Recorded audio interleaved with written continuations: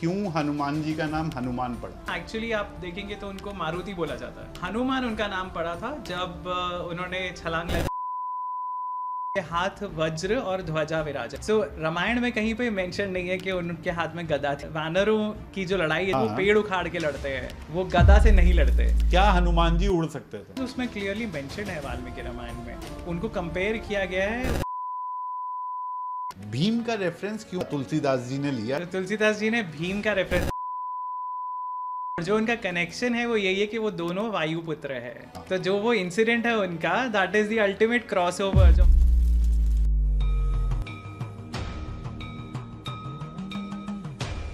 हनुमान नाम का क्या मतलब है, क्या सिग्निफिकेंस है, क्यों हनुमान जी का नाम हनुमान पड़ा? इंडिया में जनरली हमेशा पुराने टाइम से भी संस्कृत के जो नाम होते थे उनका कुछ पर्पस होता था, उनका कुछ। सो वो जो नाम है वो एक नाउन की जगह एडजेक्टिव होते हैं, तो वो आपको कुछ क्वालिटी बताते हैं उस इंसान के बारे में। सो जैसे सीता जी, क्योंकि सीत जो है फरो होती है, जो हल का जो की नोक होती है उसको सीत बोलते हैं।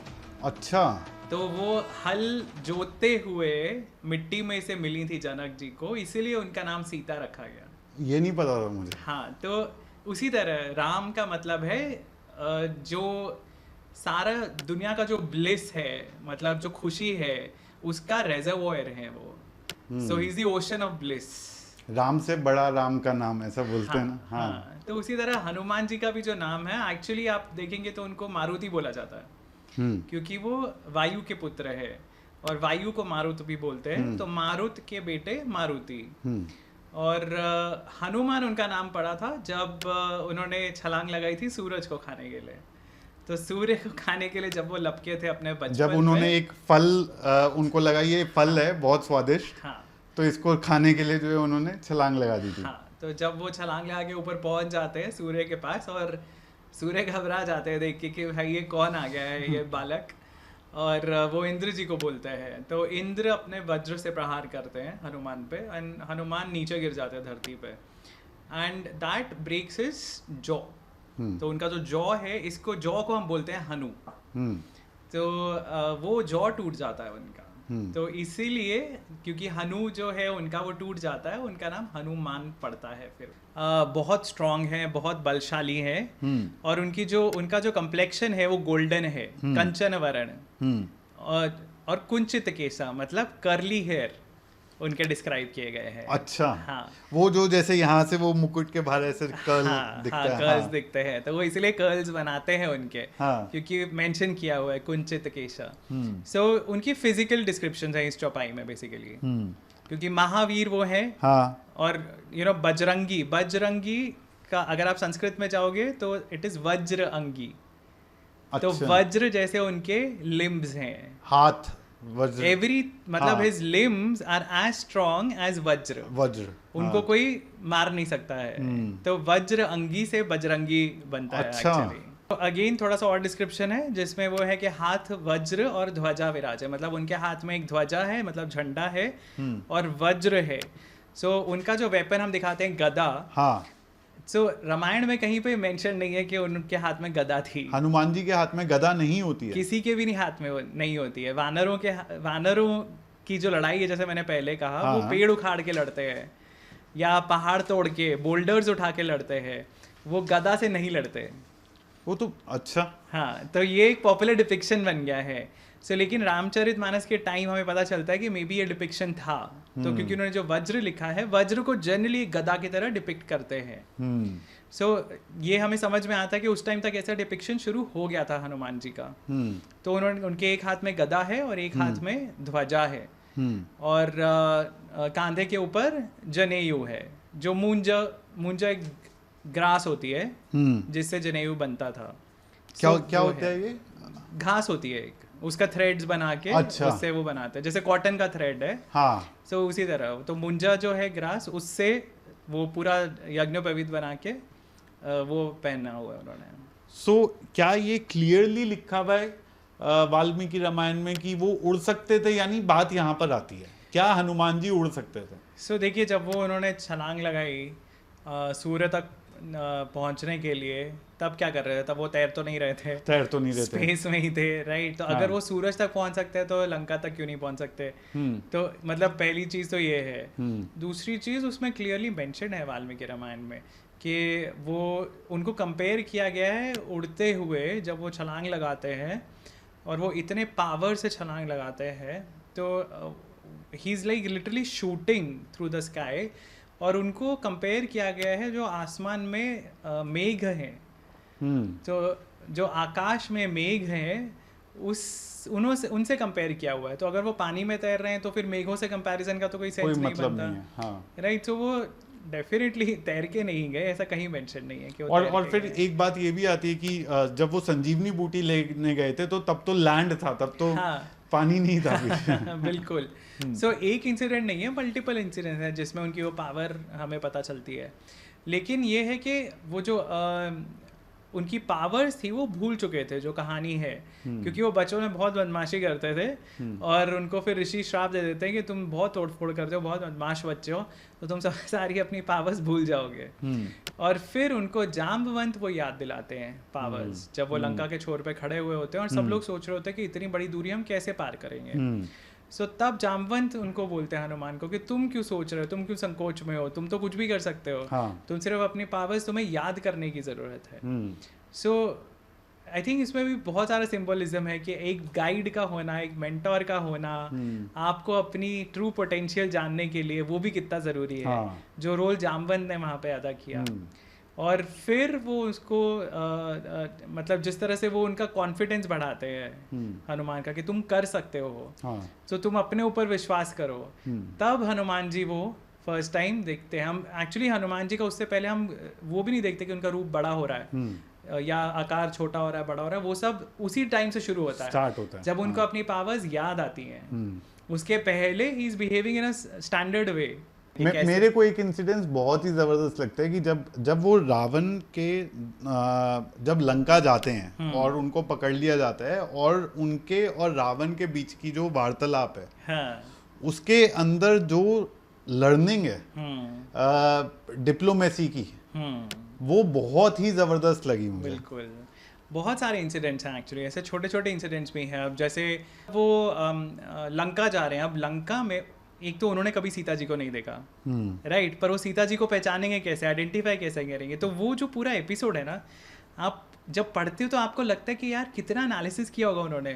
तो वो अलग अलग जगह जाके लंका में ढूंढ रहे हैं जो सबसे बड़े बड़े पैलेसेस हैं, और एक पैलेस में उनको बहुत ही सुंदर एक स्त्री दिखती है, पर वो आराम से एक आलीशान पलंग के ऊपर लेटी हुई है, और उनके आसपास और दूसरी स्त्रियां हैं जो मदहोश हैं, मतलब you know who are drunk. और उनको ये रियलाइज होता है कि भाई ये जो सुंदर है, सबसे ज़्यादा सुंदर, क्योंकि जिस तरह राम जी ने उनका वर्णन किया सीता जी का कि वो बहुत सुंदर हैं, उनको लगता है ये हो सकती हैं। फिर लेकिन वो ये सोचते हैं कि नहीं, अगर वो सीता होंगी तो वैसे आराम से यहाँ पे नहीं लेटी हुई होंगी।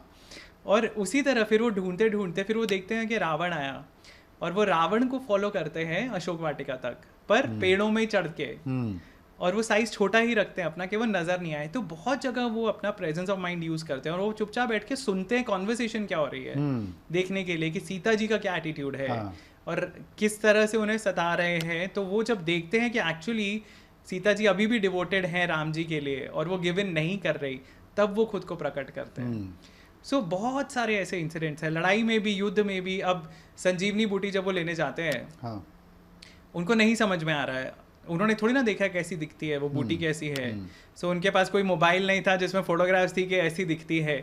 सो वो इसीलिए पूरा उनको ये पता है कि time is of the essence, मुझे जल्दी से जल्दी ये लेके जाना है। तो उसके लिए क्या है, जितनी मेरी पावर है मैं वो यूज़ करूँगा, मेरे को सोल्यूशन ढूंढना है। एंड इंटेलिजेंस की जो डेफिनेशन है ना, इंटेलिजेंस का मतलब ये नहीं होता कि आपके पास कितनी डिग्रीज हैं। इंटेलिजेंस होता है कि आपकी ability to solve problems, analytical skill, analytical भी है, but how easily you can solve a problem, that defines your intelligence. क्योंकि इंटेलिजेंस का मतलब तो यही है ना कि आपको जो एक्चुअल उसका यूज क्या होगा, एप्लीकेशन क्या होगी। तो एप्लीकेशन तभी होगी अगर आपके सामने एक प्रॉब्लम रखी जाती है, आप कितनी जल्दी उसको सॉल्व कर सकते हो या कितनी तरीके से आप उसको सॉल्व कर सकते हो। उन्होंने ये देखा कि यहाँ पे मुझे संजीवनी लेके भी जानी है, लेकिन मुझे पता भी नहीं है वो कैसी है, तो मैं पूरा पहाड़ उठा के लेके जाऊंगा, मुझे लेके तो जानी है। उन्होंने प्रॉब्लम सॉल्व कर ली इन दी शॉर्टेस्ट पॉसिबल टाइम। और वहाँ पे भी एक्चुअली इंटरेस्टिंग चीज़ है कि वाल्मीकि रामायण में एक बूटी नहीं मेंशन, 4 चीज़ें मेंशन है। सो 4 बूटियाँ उनको एक्चुअली ढूंढनी थी। तो आप ये सोचिए कि वो कहाँ कहाँ ढूंढते फिरेंगे, और उनको नहीं पता था कि वो कैसी दिखती हैं, और समय कम था। तो वो चारों जो थी बूटियाँ वो अलग अलग चीज़ों के लिए थी। तो संजीवनी जो है वो लिटरली मतलब आपको डेथ के बेड से उठा सकती है, और उसी तरह संधि करनी थी जो जॉइंट्स को जोड़ सकती है। अब वॉर में फ्रैक्चर्स तो होंगे ही, किसी का हाथ टूटेगा, किसी का कुछ भी होगा, वो जोड़ने के लिए भी एक बूटी थी, तो वो भी वो लेकर आए थे। हाँ, तो वो 4 बूटियां थी, तो वो इसलिए पूरा का पूरा पहाड़ उठा के लेके गए। अच्छा, ताकि चारों जो है बूटियां वो सारी इसमें वहां जाकर ढूंढ लेंगे। बिल्कुल, कि जिसको चाहिए, जो भी चाहिए, वो इस पहाड़ पे से उठा के ले जाएंगे। हाँ। भीम का रेफरेंस क्यों तुलसीदास जी ने लिया, इसका क्या लॉजिक है? क्योंकि एक तो भीम बहुत बाद में हनुमान जी के हुए थे, भीम की तुलना कभी हनुमान जी से करी नहीं गई थी। और दो इसमें कहानियां भी आती है। एक तो ये बोला जाता है कहीं कहीं जगह पे कि भीम जो थे वो हनुमान जी के ही स्वरूप थे। दूसरा, एक महाभारत में इंसिडेंस भी आता है जहां पर हनुमान जी भेष बदल के आराम कर रहे होते हैं और उनकी पूंछ रास्ते में होती है, और भीम जाते हैं, कहते हैं मैं लांगूंगा नहीं ये पूंछ, आप ये पूंछ हटाओ अपनी, और हनुमान जी मना कर देते हैं जी। और वो कहते हैं तुम इसे उठा करके रख दो साइड में। हाँ। और भीम अपनी पूरी शक्ति लगा देते हैं, पर वो पूंछ उठा नहीं पाते हैं उसको। तो ये भीम रूप धरी असुर सहारे, तो ये रेफरेंस तुलसीदास जी ने क्यों दिया? So, तुलसीदास जी ने भीम का रेफरेंस नहीं दिया एक्चुअली। अच्छा। So, Bhim is a Sanskrit word. अच्छा। Bhim also means huge, colossal, gigantic. अच्छा, तो वो कलोसल के उससे भीम का भी नाम पड़ गया। बिल्कुल। हाँ। और जो उनका कनेक्शन है वो यही है कि वो दोनों वायुपुत्र है। अच्छा। तो वो दोनों ही, भीम भी हाँ। वायु के पुत्र है ना। हाँ। तो वो दोनों एक तरह से भाई है। अच्छा। तो जो वो इंसिडेंट है उनका, that is the ultimate crossover. जो मार्वल वर्सेस डीसी हम क्रॉसओवर की बात करते हैं, महाभारत एंड रामायण का क्रॉसओवर है ये इंसिडेंट जो आपने बोला, जिसमें आप ऐसा समझिए कि वो एक बड़े भाई है और वो छोटे भाई के साथ मस्ती कर रहे हैं। तो भीम वहां जाते हैं और वो उनकी परीक्षा ले रहे हैं बेसिकली। और पर उस इंसिडेंट में ना और भी बहुत ही सुंदर उसमें नुआंसेस हैं जो आप समझोगे तो आपको लगता है कि भीम का कैरेक्टर कैसा था। क्योंकि भीम एक्चुअली द्रौपदी के लिए कोई फूल ढूंढने जा रहे होते हैं। सो हमेशा वो पांडवों में जब हम बात करते हैं, द्रौपदी की बात करते हैं, तो हम अर्जुन से ज़्यादा रिलेट करते हैं क्योंकि अर्जुन ने जीती थी प्रतियोगिता, राइट। पर Bhim was the most devoted one to Draupadi. Bhim ही बदला लेते हैं, दुशासन को मार के उसकी छाती चीर के उसका खून अपने मुंह तक लगाते हैं। तो Bhim is the most devoted one to Draupadi. और वो उस कहानी में आता है कि एक फूल है स्पेसिफिक, जो फूल वहाँ पे उड़ के आ जाता है और द्रौपदी को वो फूल दिखता है और वो पूछती हैं कि कहाँ से आया, और बहुत उनको वो पसंद आता है। तो वो बोलती है मुझे और चाहिए ऐसे। तो उस फूल को ढूंढते ढूंढते वो ऑलमोस्ट अलकापुरी पहुँच जाते हैं, जहाँ कुबेर की राजधानी है। गंधमादन हिमालयज में। तो रास्ते में ये इंसिडेंट होता है कि जब वहाँ पे ये विशाल का वानर है जो अपनी पूंछ के साथ बैठा हुआ है, पर वो बहुत ही वृद्ध कंडीशन में है। तो वो बोलते हैं कि मैं नहीं उठ सकता, मेरे में इतनी ताकत नहीं है, तुम मुझे उठा के या तुम मेरी पूंछ हटा के साइड में कर दो। और वो नहीं हटा पाते। फिर वो हनुमान जी उसको अपना रूप दिखाते हैं भीम को, और तब वो कहते हैं कि मैं प्रसन्न हुआ तुम्हारी पेशेंस से, तुम्हारी उससे, क्योंकि भीम को हमेशा से दिखाते हैं angry, angry young man type, है ना, कि वो हमेशा तैयार रहते थे लड़ने के लिए। पर यहाँ पे वो लड़े नहीं। उन्होंने देखा ये कोई बुजुर्ग है, ये वृद्ध हैं, तो इनसे जेंटली मेरे को डील करना है। और मैं लांगूंगा नहीं तब भी। हाँ, और मैं लांगूंगा नहीं। तो वो उनको फिर वो वरदान देते हैं, वो उनका आशीर्वाद देते हैं और वो बोलते हैं कि मुझे बताओ, तुम्हें अगर मेरी हेल्प चाहिए तो मैं एक ही झटके में सारे कौरवों को खत्म कर दूंगा, तुम्हारे दुश्मनों को मैं खत्म कर दूंगा। और भीम का आप देखिए कॉन्फिडेंस, वो भीम बोलता है कि नहीं, हमें इसकी जरूरत नहीं है, हम खुद हैंडल कर सकते हैं। वाह। सो मतलब this is the conversation that they have. और भीम बोलते हैं कि हमें अपने बल पे पूरा भरोसा है, हमें किसी की आवश्यकता नहीं है। तो हनुमान जी और उससे खुश होते हैं और फिर वो बोलते हैं ठीक है, मैं तुम्हारे रथ की ध्वजा पे रहूंगा। हाँ, जैसे मतलब बड़े भाई को तभी भी चिंता तो लगी रहती है ना, तो उन्होंने कहा कि मैं जो है अर्जुन के रथ पे विराजमान हो जाऊंगा। और वो सिर्फ रथ पे विराजमान ही नहीं, वो रथ की प्रोटेक्शन करते हैं। और इनफैक्ट वो ये बोलते हैं कि जब तुम्हारे सैनिक गर्जना कर रहे होंगे, मेरी रोअर भी उसमें शामिल होगी। तो उनकी आवाज़ भी उसमें शामिल होती है। और महाभारत में कई जगह मेंशन है कि उनकी रोर सुन के शत्रु डर जाते हैं, कांप जाते हैं। अब जाने से पहले एक ऐसी कहानी हनुमान जी की सुनाते जाइए, क्योंकि आप कहानी बहुत बढ़िया सुनाते हो। एक छोटी सी ऐसी कहानी सुनाते जाइए कि जो आपको जो हम लोगों ने शायद उतनी ना सुनी हो, लेकिन आपको उसमें बहुत बड़ी लर्निंग लगती है। लेकिन ऐसा कहा जाता है हम हनुमान जी को सिंदूर क्यों चढ़ाते हैं। हाँ, तो वो उसकी स्टोरी यही है कि ऐसा कहते हैं कि उन्होंने एक बार देखा सीता जी को सिंदूर लगाते हुए, और वो पूछते हैं कि आप क्यों लगा रही हो, तो वो बोलते हैं कि ये देख के राम प्रसन्न होते हैं। तो उन्होंने बोला अच्छा ये प्रभु को खुश करने के लिए आप लगाते हो, तो उन्होंने अपनी पूरी बॉडी पे लगा दिया। हाँ। सो वो जो इनोसेंस है ना, और वो जो प्यार है, जो भक्ति है भगवान के लिए, आई थिंक वो उनका सबसे बड़ा प्लस पॉइंट है। और सबसे ज़्यादा हाईलाइट जो है उनकी पर्सनालिटी का, वो लगता है मुझे।